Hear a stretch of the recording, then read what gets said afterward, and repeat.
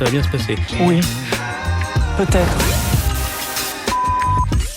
Jeudi 30 mai a eu lieu sur CNews un énième débat pour la campagne des élections européennes. Alors moi j'en ai regardé beaucoup de ces débats car j'espère toujours que Valérie Ayé, la candidate macroniste, va nous faire une bourde dont elle a le secret.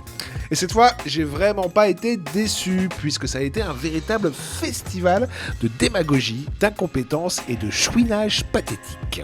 Bon, c'est pas très charitable de tirer sur l'ambulance, mais en même temps, comme dirait l'autre, ça reste une ambulance macroniste. Alors, feu à volonté.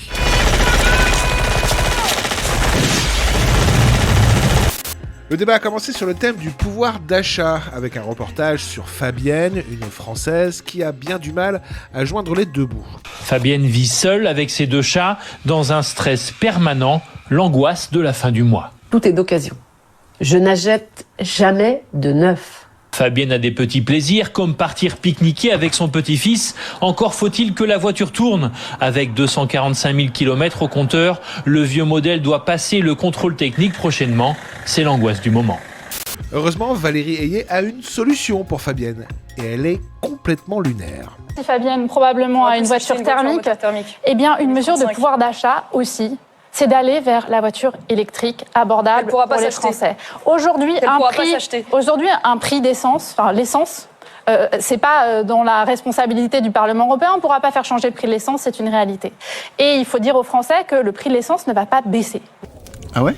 Demain, en permettant à Fabienne d'avoir une voiture électrique produite en France, dans les Hauts-de-France, qui permettra par ailleurs de créer des emplois, avec une voiture électrique qu'elle aura pu acheter à bas coût grâce à un crédit d'impôt financé par l'Europe et ou par l'État français, eh bien, elle pourra avoir des factures pour son plein, sa charge, qui seront 3 à 4 fois moins chères que le plein au titre de l'essence. Donc c'est une mesure pour le climat, pour l'emploi et pour le pouvoir d'achat. C'est pour ton pays, c'est pour la magie.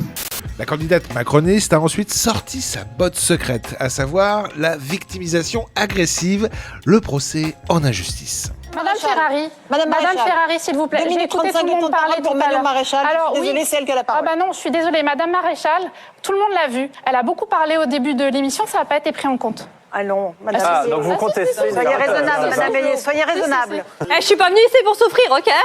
Enfin, sur le sujet des ingérences étrangères, Valérie Ayé se trouva forte dépourvue quand la tempête Marion Maréchal fut venue. Moi, je m'étonne, par exemple, vous savez qu'aujourd'hui, l'Azerbaïdjan est un pays qui a bénéficié du doublement d'un contrat gazier voté et voulu par Madame van der Leyen. C'est un pays aujourd'hui qui tente de déstabiliser un territoire français. On sait ses liens aujourd'hui, son soutien aux organisations indépendantistes. Et pour autant, on a quand même dans notre gouvernement une ministre, Madame Dati. On parlait de la Nouvelle-Calédonie.